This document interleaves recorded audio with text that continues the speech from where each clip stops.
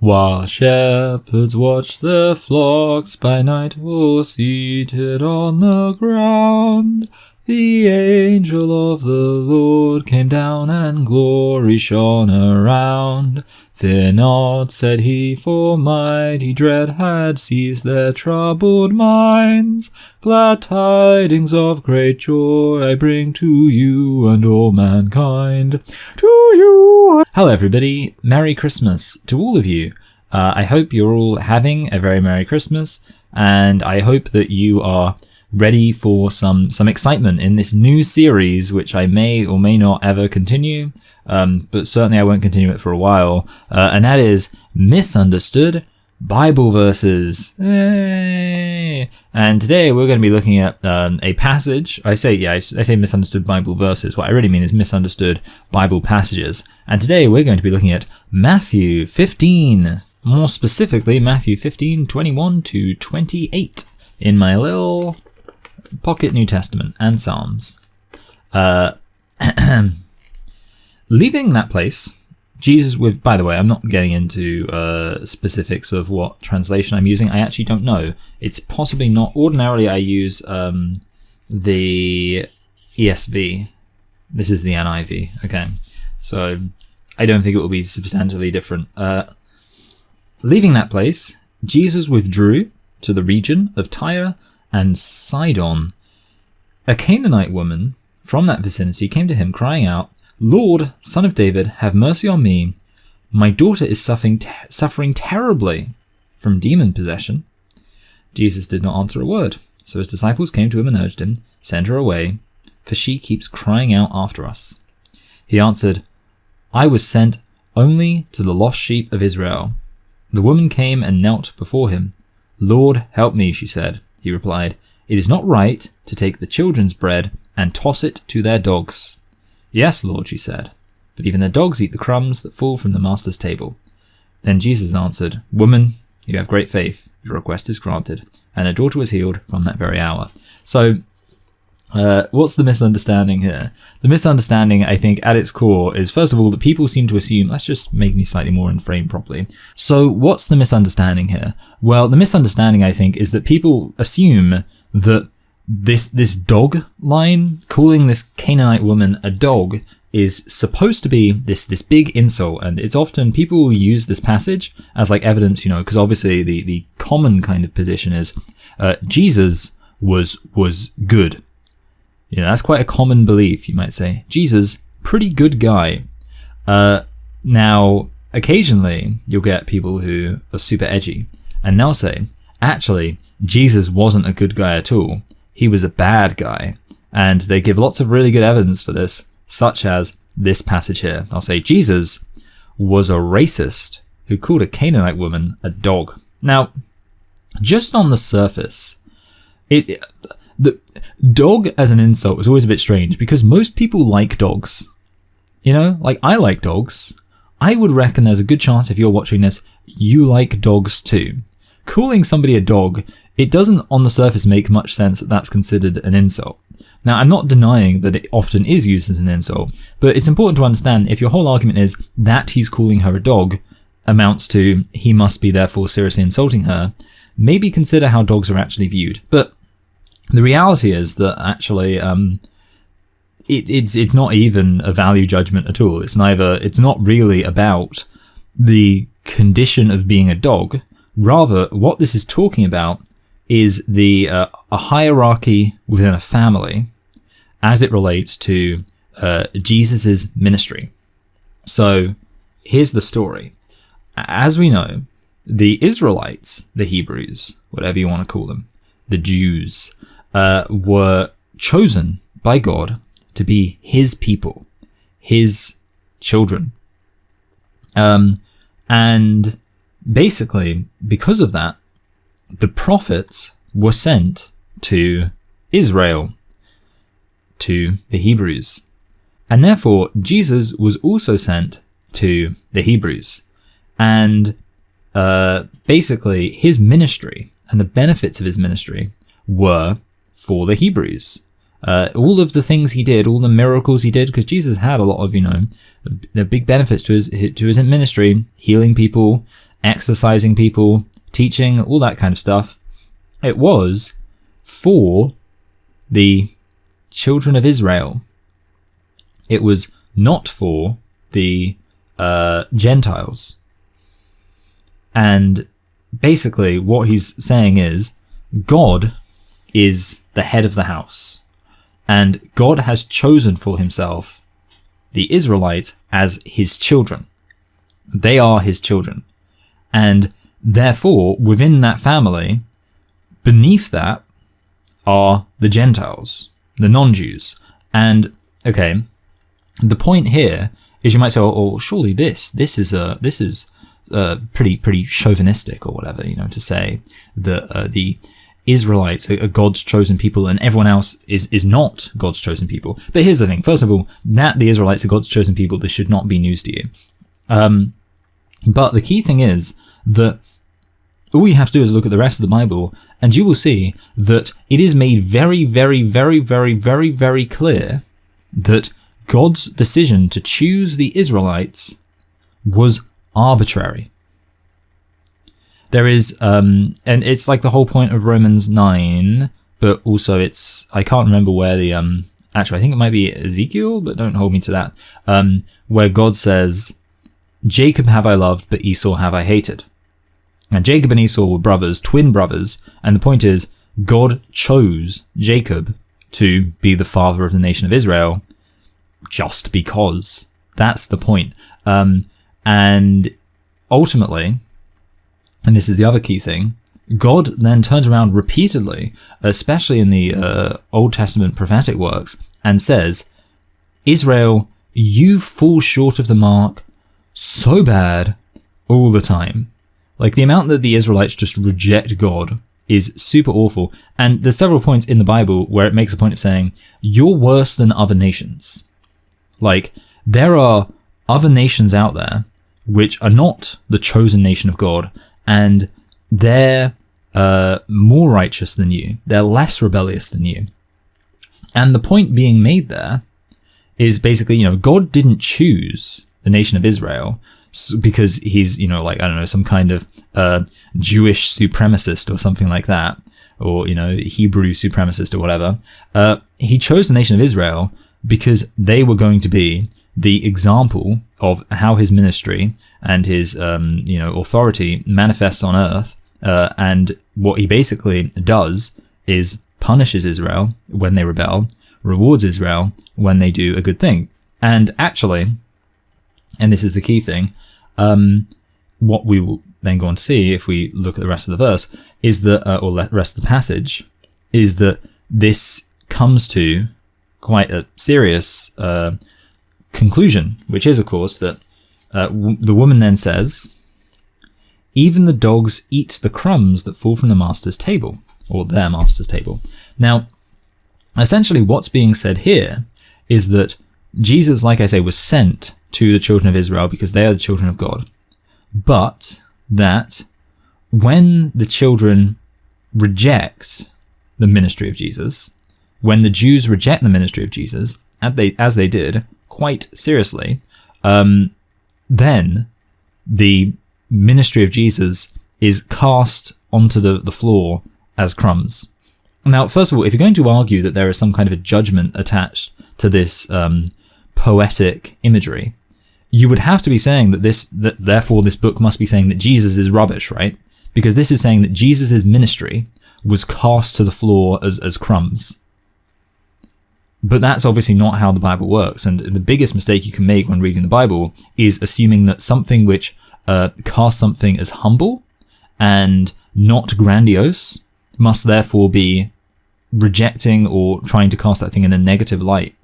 The whole point of the Bible is that what might seem humble, what might seem, to not amount to very much, actually can be tremendously significant.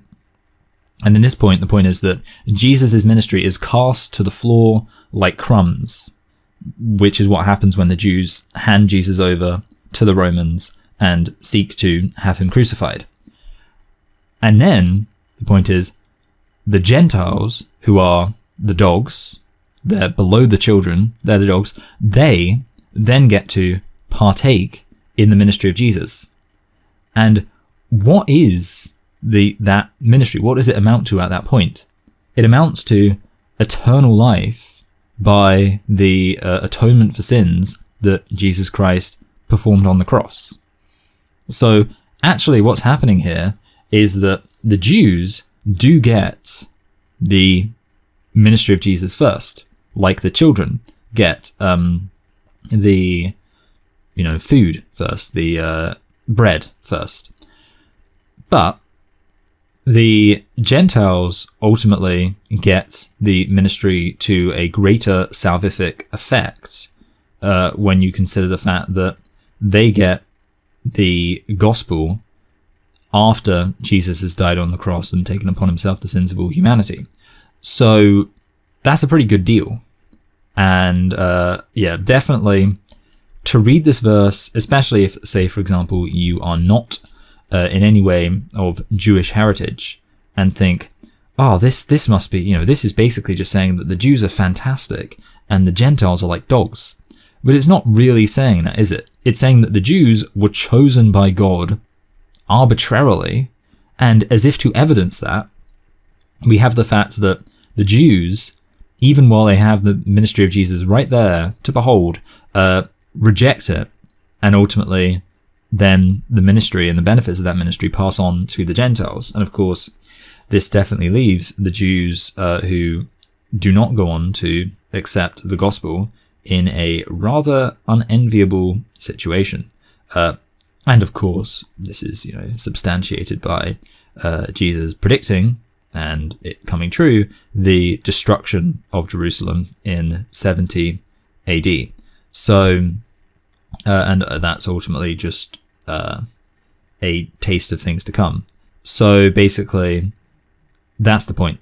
If somebody were to read this and be like, and say, for example, they're a Jew, and they read this and they thought, oh yeah, this is, Jesus clearly really likes me, and, thinks that Jews are so much better than the Gentiles, you're possibly going to end up being a bit disappointed, because actually those Gentiles are the ones who will be going to heaven based on the fact that they've accepted Jesus' ministry.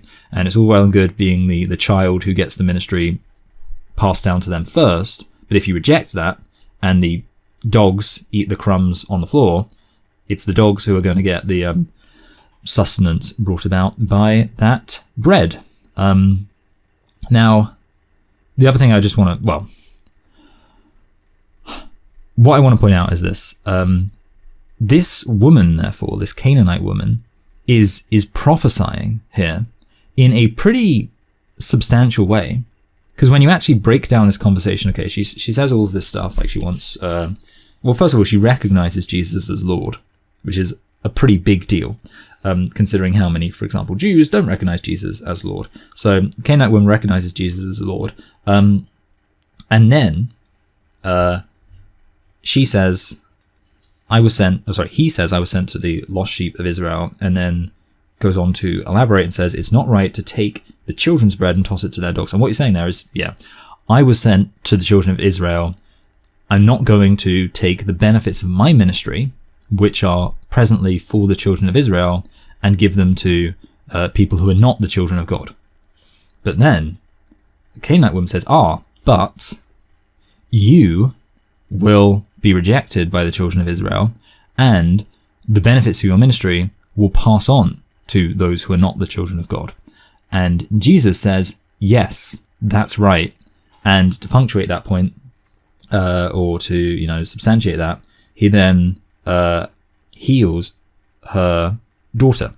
So the point is, this woman is so incredible and significant. And, this woman ultimately, people, if you read this and think to yourself, oh, she got called a dog, how horrible is Jesus? You're ignoring the fact that this woman experienced something which is incredible, which most people aren't ever going to experience in their lives, the vast, vast, vast majority of people, which is literally engaging with Jesus and the Spirit presumably coming upon her to issue this prophetic message. That's pretty incredible. Now, that's all. I think that pretty much explains the verse, and I don't think anybody can reasonably think, oh, it says dogs about non-Israelites, that's horrible, and you know this makes Jesus bad. No, obviously that's not true.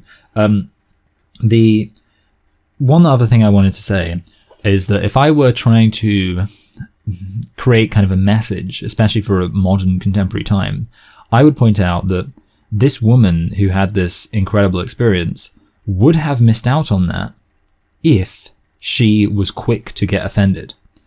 That if just as soon as Jesus said this line about dogs, she said, "Oh, who are you calling a dog?" and she walked off and, you know, said, hashtag cancel Jesus, he called me a dog, you know, got really offended just because of ignoring actually the substance of what Jesus was trying to communicate, she wouldn't have had this experience. But instead, she, as a result of her temperament, was able to say, actually, you know, was able to recognize, and also I think, you know, there's a spiritual thing going on too, but able to recognize what actually was being said here, and to communicate with Jesus. And, you know, ultimately, not only does she therefore have this incredible role in this biblical narrative, but also, of course, she actually gets her daughter gets healed.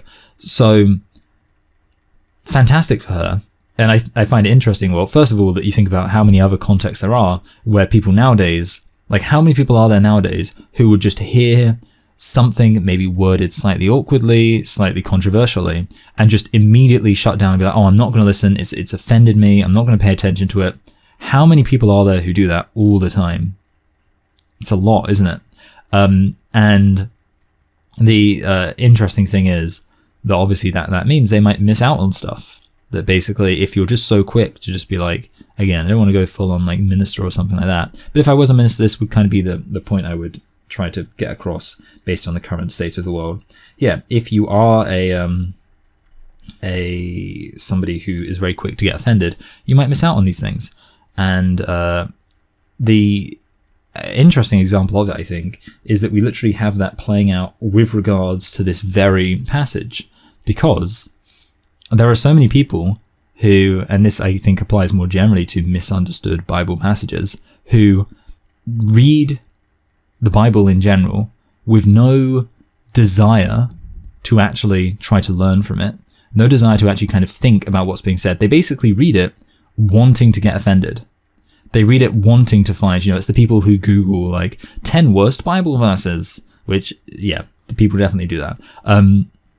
They just Google it and they pay no attention to actually the context, no attention to even, actually, never mind the context, even just the content of what's being said.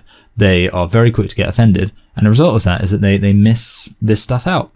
And that's, I think, especially with a verse like this, which is literally really talking about salvation, it's very interesting to consider that there are people who will, yes, be very quick to read something, see that it's not necessarily phrased in a way that is immediately like they want to hear it, and say, oh, I'm just going to shut down, get offended, not pay attention to it. And actually, just one final point. I think I mentioned this literally in the last video on this channel. Jesus specifically says that he teaches in parables so that people who don't really want to listen to him won't understand what he's saying. Because, and that's, it's an interesting point, because obviously people generally think of the parables as being like they're supposed to explain things so that you can understand them. But Jesus actually says the opposite. He says the reason he teaches in parables is so so they're harder to understand, so that if you're somebody who doesn't really want to understand, you don't really want to learn, you're not going to. If you're somebody who just wants to say, oh, that's confusing, that's offensive, that's incoherent or contradictory or whatever, if that's the attitude you go into, wanting to get that message out of it, wanting to get that impression of it, you're going to get that impression, and Jesus says that's his intention. But if you want to read and try to understand it a little deeper, that's an option too. So there you go. I'll probably do... I've already got quite a few in my head of just like verses which I hear people say, and I'm just like, no. I'm admittedly, like, some of them are verses which I hear Christians say, and I'm like, no, or at least, ostensible Christians. This is kind of more of a verse like atheists will bring up, and there are, plenty of verses which I think atheists misunderstand, but there are verses which Christians misunderstand, there are verses which Muslims misunderstand, there are verses which Jews misunderstand. basically lots of people can misunderstand the Bible. And I should also stress that I'm not the kind of person who will like present my own quite novel interpretation and claim it's being misunderstood. I think obviously there's parts of the Bible which I have my own novel interpretations, and I recognize they might be, interpretations other people wouldn't agree with. I wouldn't necessarily call it a misunderstanding on their part. I'd say, well, that's a difference of interpretation. This is an example, I think, just a clear misunderstanding. Like, there is no, it's not just a matter of interpretation. There is no way that this is Jesus just saying, "Oh, screw you, you dog." No, this is not Jesus trying to insult somebody. This is not Jesus being racist or anything like that. This is Jesus making a pretty significant point, especially within the wider context of the Bible, about the effects of his ministry and the gifts of his ministry and the progression, I guess, of those from Jews to the whole world and the wider world. And that's ace. Anyway, so I thought... again, this isn't something I'm going to do too often, but certainly if, Christmas, probably Easter, for example, I'll do something at least, and maybe sometime between then as well. I think the maximum I'll ever do is kind of like a religious video, maybe like every 4 weeks or so, so every fourth video. Again, that's just a rough thing though, like not any more than that. But yeah, it seemed appropriate now because it's Christmas. And, obviously, Christmas is about Jesus coming down to earth. It's about his ministry being established. And therefore, I think this verse, which is talking about the effects of Jesus' ministry, is worth noting. That obviously it was the coming of the King of Israel, but the benefits of that would be transferred onto the whole world. And that's why we celebrate that with Christmas. So, yes, enjoy all the other stuff. But who knows, maybe if you've taken time to watch this, might give you some appreciation for the religious significance of the holiday as well. All right. Merry Christmas, everybody.